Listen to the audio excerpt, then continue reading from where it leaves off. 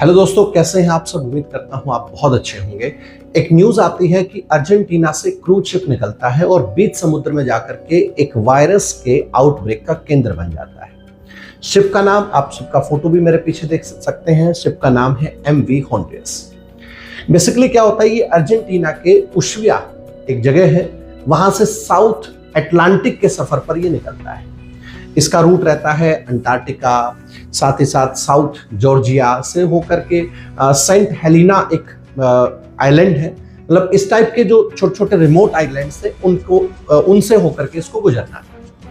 लेकिन इसी सफर में एक बात पता चली कि यहाँ पर इस क्रूज शिप के अंदर एक खतरनाक वायरस है, हैंटा वायरस।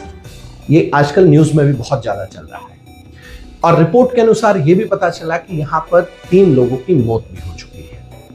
एक डच कपल और एक जर्मन पैसेंजर है जिनकी यहाँ डेथ हुई है। सबसे पहले एक डच कपल में से जो पैसेंजर, उस कपल में से हस्बैंड थे, उनकी डेथ हुई। 11 अप्रैल का वो न्यूज था। लेकिन जैसे उनकी वाइफ ने उस शिप से उस शिप को छोड़ा तो कुछ समय बाद उनकी वाइफ की भी डेथ हो गई, थोड़ी सी बीमार हुई और डेथ हो गई।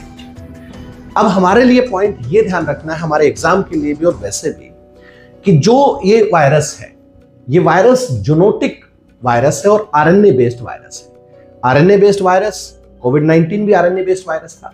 जूनोटिक वायरस क्या होते हैं, चलिए थोड़ा सा ये समझते हैं।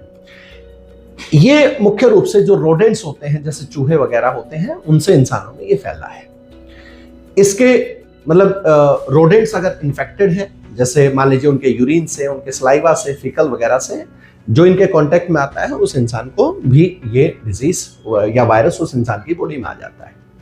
यानी इंसान इससे ग्रस्त हो सकता है, सिंपल बात ये समझे। तो स्टार्टिंग में अगर देखा जाए तो बिल्कुल नॉर्मल इसके सिम्टम्स दिखेंगे, एकदम से फ्लू की तरह, लेकिन फिर साथ साथ फीवर होना स्टार्ट हो जाएगा, फटीग होना स्टार्ट हो जाएगा, बॉडी पेन बहुत ज्यादा होगा। लेकिन सीवियर केसेस में लंग्स तक फेल हो सकते हैं। सबसे डरावनी बात है, इस वायरस का कोई स्पेसिफिक वैक्सीन या दवा भी मौजूद नहीं है। देखिए, ध्यान से समझिएगा दोस्तों, रेयर है लेकिन डेडली वायरस है। और ये आउटब्रेक हमें एक चीज याद दिलाता है कि वायरसेस कभी बॉर्डर नहीं देखते।